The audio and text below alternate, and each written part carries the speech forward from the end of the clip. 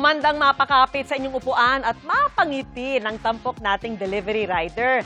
Hindi po yan dahil sa kanyang bilis at on-time na delivery kundi dahil sa perfect timing at pagiging alisto ng may mahulog na bata mula sa isang nadaanang bahay.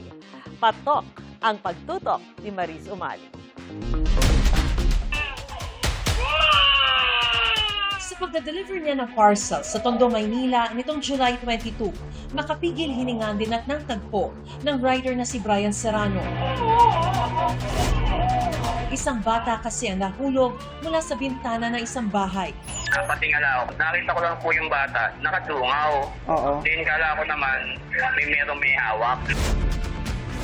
Mabilis siyang nakakilos at nasalo ang bata. Hindi ko nga rin po alam yung kinilos ko niyan. Nakatakbo pala ako. Medyo na mutla rin po ako, nakinabahan. Siyempre po, patay. Tila himalang ikinilos niya dahil may iniindaan niya siya sa balikat dahil sa isang aksidente kamakailan. Siguro bigilan ng Diyos yung lakas. Lakas na siya namang nagbigay ng pangalawang buhay sa bata na galos lang ang tinamo. Pinalikan ko rin, namusta ko naman. Nakita ko yung nanay niya, nagpasalamat naman nung sa akin.